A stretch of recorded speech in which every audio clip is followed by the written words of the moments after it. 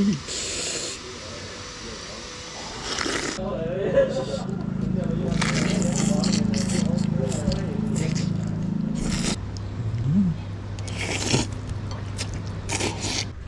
แสดงว่าเสียนแบบนี้แซ่บเลยนะครับเอาเส้นเล็กฟ้าไม่ได้กินนานแล้วไม่ดูเสียนเลย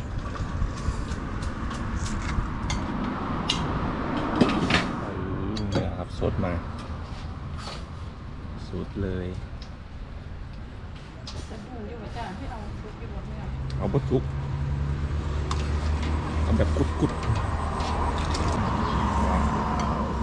ส้มตำยิ่งอร่อยคร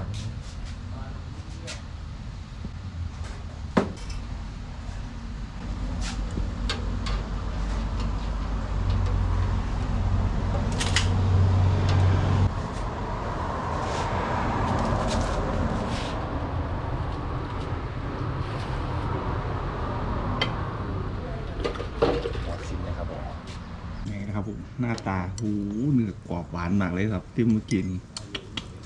สุดเลยลวกเลยพอดีเลยไหมขาดไหมที่เขา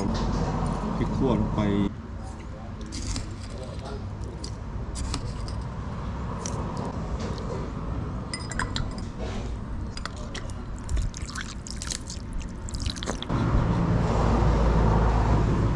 เลยยังมากมายมหาศาลเนี่ยสุดสวัสดีครับผมนะครับ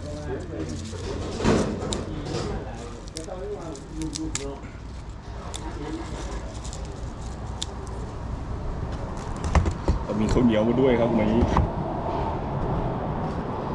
รับโอ้โหมันเกาเหลาเลยครับผมเน้นเนื้อก่อนเลยกรอบหวานมาก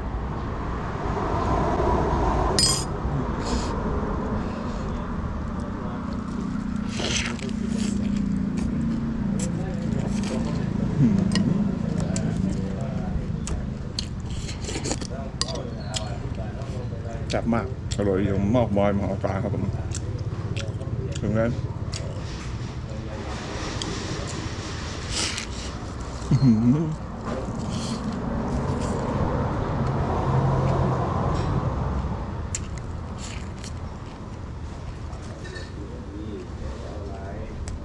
รอบปีกล้วยป่าเลยนะครับ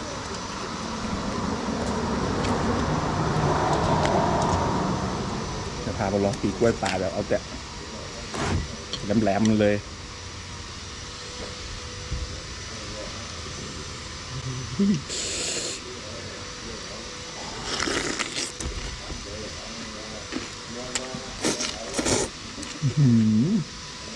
แซ่บมากอร่อยอย่างมากมายหอมผม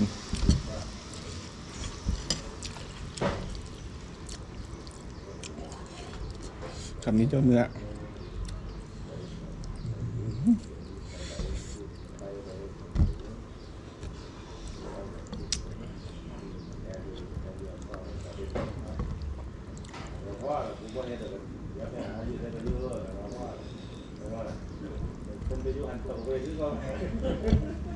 ดูใส่กันนี้ที่เจ้าดูวิวของเจ้า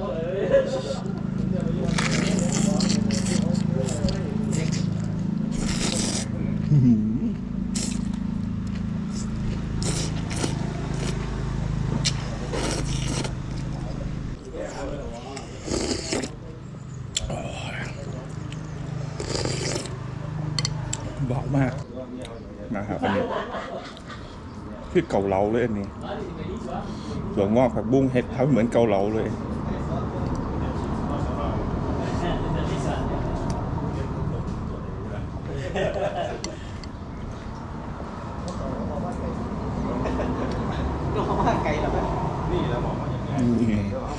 อันนี้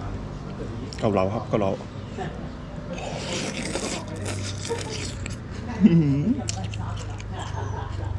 หอมหวาน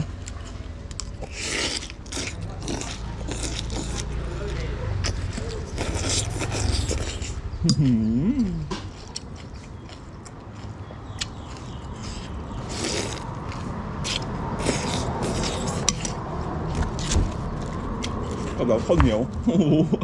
เดือดปากยอดมากยิ่งอร่อยได้นี่แบบนี้มันจะบาดลิ้นเหนียวมาก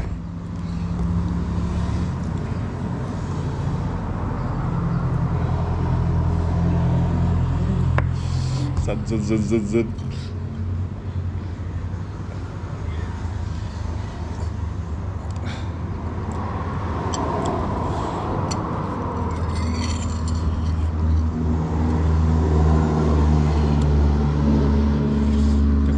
อร่อย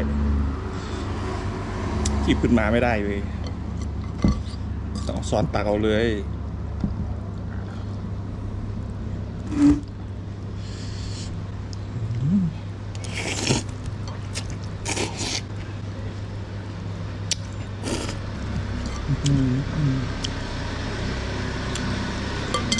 รสหอยลาย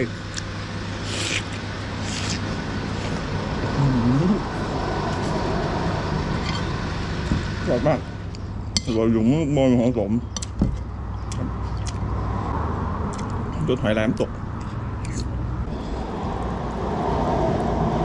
คราวนี้เจอกับดอกกล้วย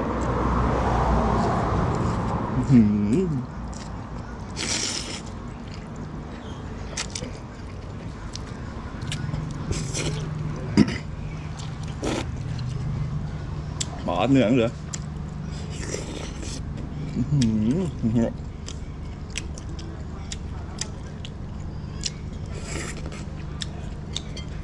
แซ่บมาก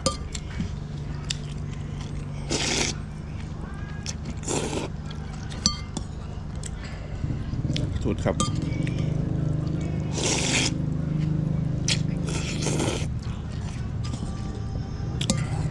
เอาไว้เลยกับดอกกล้วยฟดฝาด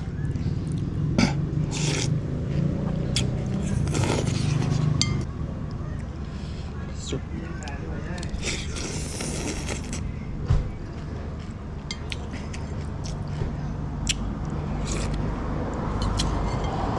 แบบริมก็เรือน้ำพ่อโยนครับผม